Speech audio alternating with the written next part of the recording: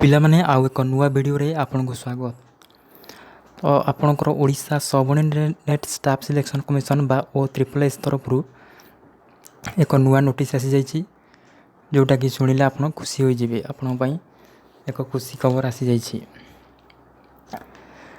ତ ଆପଣଙ୍କର ଯେଉଁ RI ଏକ୍ଜାମ୍ର IRI ଅମିନ୍ ଏବଂ SFSର ଯେଉଁ ଏକ୍ଜାମ୍ ନୋଟିସ୍ ଆସିଥିଲା, ତ ତା'ର ଏକ୍ଜାମ୍ ହେବାର ଥିଲା ମେ କିମ୍ବା ଜୁନ୍ରେ ଆପଣଙ୍କର ହେବାର ଥିଲା।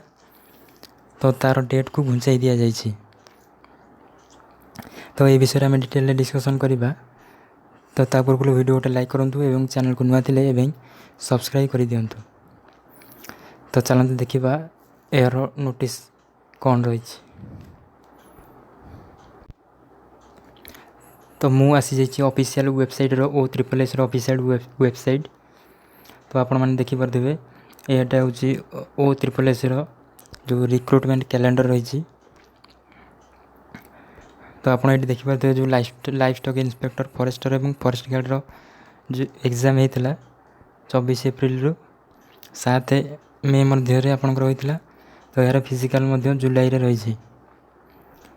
ତ ସେହିପରି ଆପଣଙ୍କର RI ARI ଅମିନ୍ SFS ଏବଂ ICDS ସୁପରଭାଇଜରର ଯେଉଁ ଭ୍ୟାକେନ୍ସି ଆସିଥିଲା, ତ ତା'ର ଦେଖିପାରୁଥିବେ ଆପଣଙ୍କର ଡେଟ୍କୁ ଘୁଞ୍ଚାଇ ଦିଆଯାଇଛି, ଯେଉଁଟାକି ମେ କିମ୍ବା ଜୁନ୍ରେ ହେବାର ଥିଲା।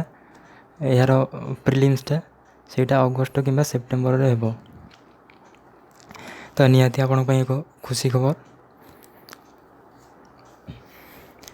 ତ ଆପଣ ଏହାର ଡେଟ୍ ଜାଣିଲେ ଅଗଷ୍ଟ କିମ୍ବା ସେପ୍ଟେମ୍ବରରେ ଏହା ଏକ୍ଜାମ୍ ହେବ।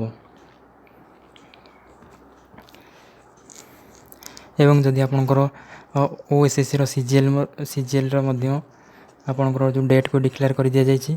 ତ ଏହା ବିଷୟରେ ଆପଣଙ୍କର ଡିଟେଲ୍ଡ ଭିଡ଼ିଓ ଆମ ଚ୍ୟାନେଲରେ ଅଛି, ଆପଣ ଯାଇ ଦେଖିପାରିବେ।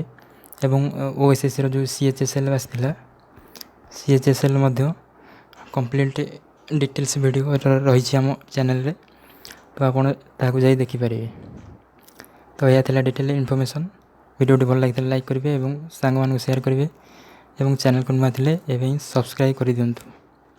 Thank you.